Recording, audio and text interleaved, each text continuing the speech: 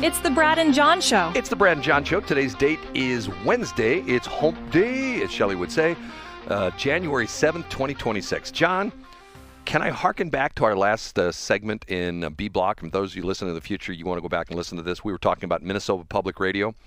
Oh, yeah, harken back, Brad. As I was getting ready to close my phone, I scrolled down, and if you can maybe scroll down and take a look at this as well, too, it's about, trying to think, it's about a third to 40% from the top. The guy's name is Matthew Holding Eagle III, okay? I missed that. Wow, so I'm guessing he's a native. Oh, yes, Matthew. He looks like he should be standing next to a cigar store, doesn't he? Okay, it shows his title is reporter, Bemajiji?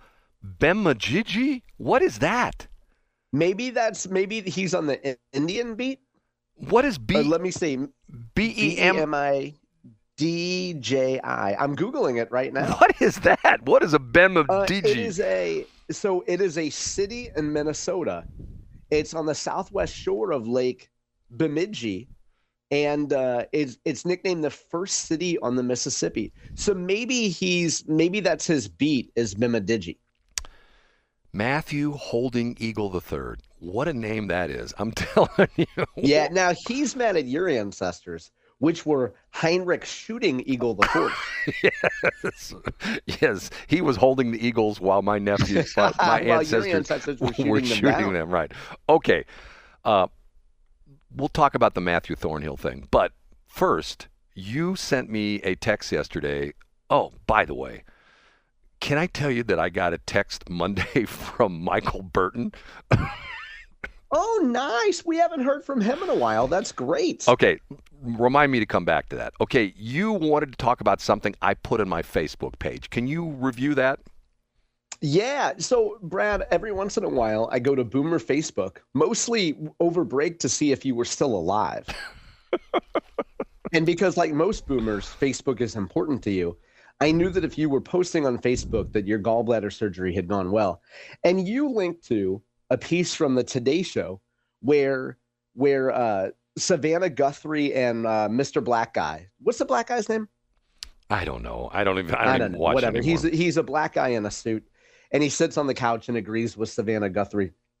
And they had a gentleman named Scott Galloway on, right, who's written a book about masculinity. Yes. And I thought it was interesting because you and I have talked a lot about masculinity on the show. You famously proposed that local schools have what they call Masculinity Monday. And they have folks come in and talk about what it means to actually be a man, to not be a pansy, to not be a panty waist. And Brad, I'm presuming, because you linked to it, that you watched the Today Show episode. I watched the Today Show episode as well. Could you give, for folks who haven't seen it or not familiar with Scott Galloway, what was the gist of what he said on the Today Show? He's an author, and not only is he an author, but he's a guy that backs up his books with a lot of statistics, does a lot of research on this. And the statistics, to me, were mind-boggling and also depressing at the same time. And he talked about, I'll give you a perfect example. One of the things he talked about was colleges. My mom was most upset with a lot of women she went to school with at Washington University because they were there to get their MRS degree. You don't hear that term too much anymore, but back in the day, that was a term. It was sort of a pejorative term. Oh, that woman's on campus just to get her MRS degree. And John, what did that mean? It means that they were going to school to meet someone and get married and become an MRS, a Mrs. Right. They were trying to get their MRS degree. Okay. And back in the day at Washington University, my parents went there. My dad started in 1942. And matter of fact, I've told the story before that a week before he was supposed to, the week before finals, he was drafted and he pled with the draft board, please let me take my finals. This was his first semester. And they said, too bad, so sad. And he was in the Army. And when he came back after World War II, he had to start back over again. But anyway, the idea being that if you go back and look at the gender numbers for most universities back in the 40s, 50s, even the 60s, it was predominantly men, probably by 60 to 40. It's flipped. And this guy gives all these statistics about how now, I think he said that, if I'm not mistaken, I think he said that like 68% of the degrees that are conferred by universities all over the country are women now. That's true. And Brad, to your credit, you have been banging this drum as long as you and I've been on the show together, for sure.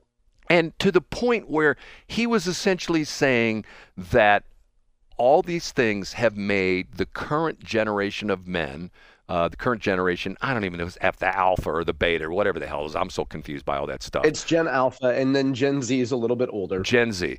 These guys are confused because they don't know what to do, and they don't know what being a man is all about, and they don't know what, and they're almost embarrassed about the fact of masculinity because it's been drilled in their heads. Oh, you're toxic masculinity. And there's so many interesting things about this is the fact that if you go into grade schools, what do young boys normally do? They cause problems. They're talking in class. And They don't stay in their chair. They have ants in the pants. Right. They have ants in the pants, and that's because they're boys. But yet they're told, oh, you can't do that. And typically in grade school, they're told that by who, John?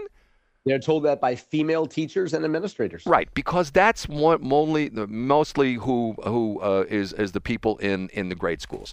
So the book he wrote is fascinating. And this interview on today's show, somebody sent it to me. It wasn't even me that I found it. Someone sent it to me, and I thought to myself, I saw the piece, and he was on today's show, and to me it was depressing as hell because of the fact that I've told this goofy story, and John's going to say Deedum Tots. There's an organization. I know the lady. I know her. I don't know her very well, but she's a friend of mine. I guess she still is. Angel Magasano,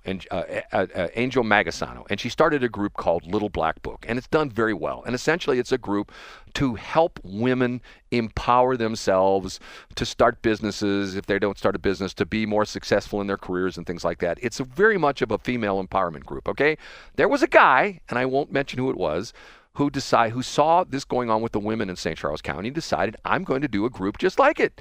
So he had a introductory meeting at a restaurant that he owned. Maybe that'll sort of narrow down who the guy is. I'm still going to mention his name. And I was invited. I thought to myself, this is sort of cool.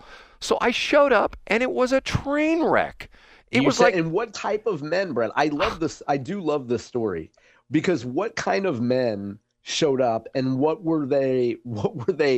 I guess I should just see it up as, were they feeling sorry for themselves? Were they sad sacks? Yes. And most of these guys, we're not talking about teens and 20-somethings. We're talking about probably late 30s, 40s, even some 50-year-old guys.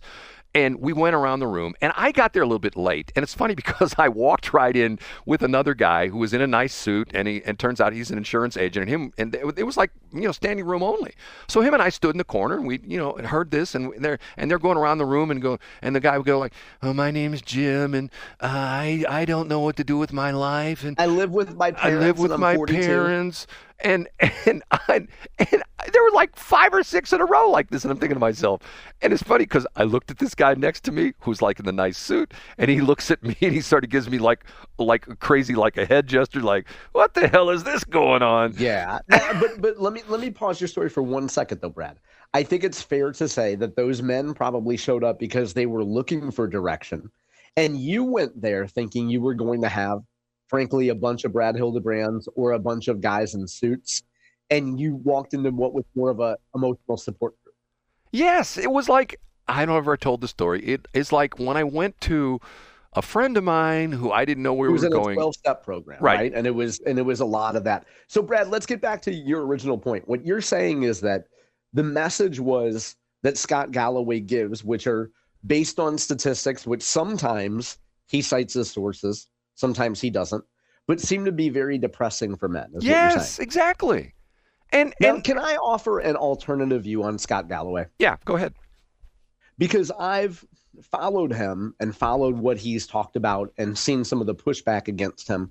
And Brad, I happen to agree with a lot of what Scott Galloway says, but that's because that's like saying, if you had someone on the Today Show that came on and said, hey, men are different than women, and men should not be playing in women's sports, we would be taken aback because we're like, wow, we can't believe that we're hearing that on the Today Show.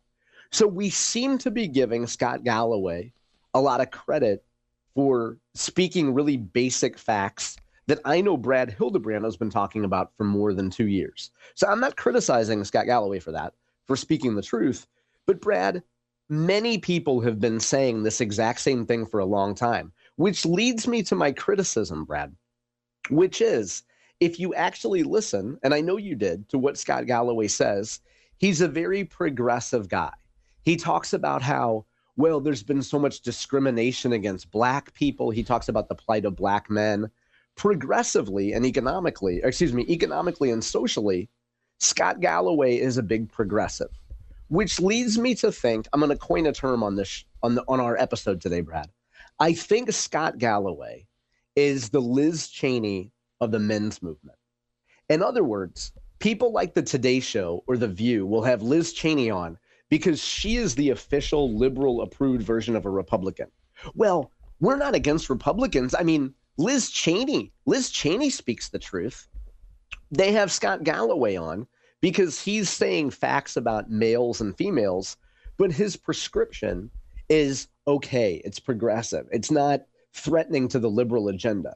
And Brad, can you imagine if Scott had gone on there and said, hey, you know, a good example of masculinity is Donald Trump. They would have been like, who invited this guy? We can't ever have him on again. I think Scott Galloway is just kind of the watered down mainstream / left version of the men's movement.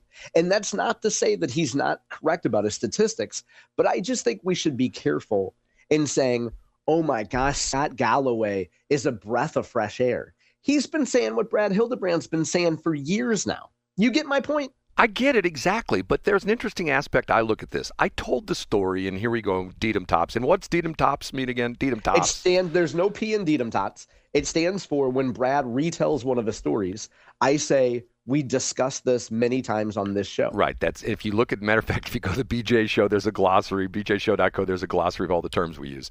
And that's sort of a homage to the great Neil Bortz, who did that all the time. The great Neil Bortz right. For AMF, right. Adios MF. So, Brad, what was your story? Okay.